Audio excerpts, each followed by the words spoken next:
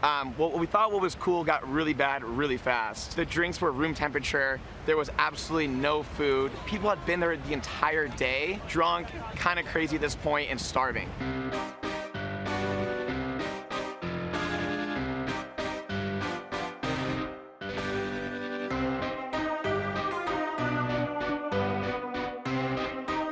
What's up, guys? Welcome to Movie Emporium's movie review of Fyre, the greatest party that never happened. It's a Netflix documentary. It's directed by Chris Smith, and it follows Billy McFarland, who had created this company called Magnesis. He had been successful in getting into the upper echelon of the high rich society.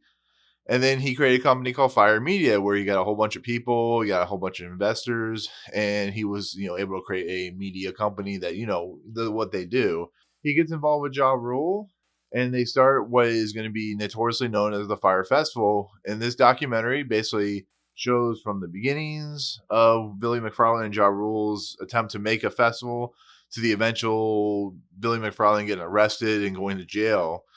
And so we get this story of how they sold this product using a bunch of supermodels, a bunch of really popular people, and they created this media frenzy where they got a lot of teenagers, a lot of teens, a lot of young adults to pay exorbitant amount of money to attend this like rich, nice music festival with exotic things like tents and villas and everything about upper class society.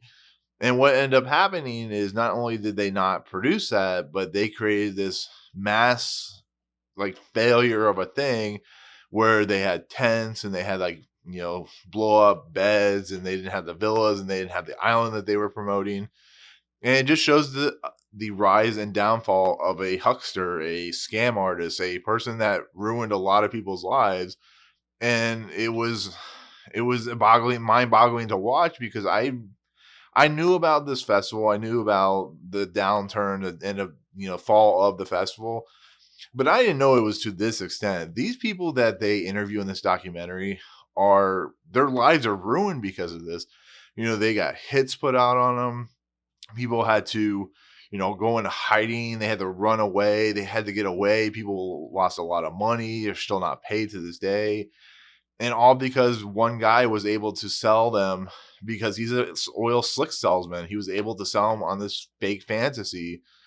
And Ja Rule also helped sell this fake fantasy. And he's a powerful, he's a powerful rap mogul, probably not like a Jay-Z or Dr. Dre style, but he has a lot of clout. And then you get a lot of influencers and a lot of people who are, a lot of supermodels who have a lot of followers, and you got yourselves a festival.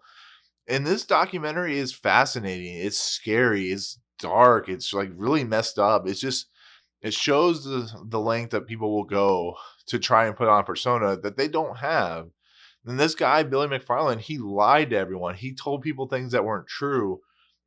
He got people to come to a place that was like downtrodden and was like disgusting, and it was just really bad to see. And this documentary is fascinating. All it is, a lot of it is talking heads, but they have footage in there that really shows the depth and the underlining things that were going on in this festival. And it's engrossing. Like, I was in my seat for the hour and a half that it's on because it's such a well made, put together documentary that holds no bars. It holds nothing back. It tells you what happened. And these people were put to such extremes, such lengths of insanity that I was mind boggled. My mouth was agape. And, there was like one segment in there where I'm not going to go into it, but there was a guy that was like, he was like one of his right hand man promoting people that was asked to do something that is beyond belief. Why would you ask somebody to do that? And it's just like, it was just so mind boggling. It's like,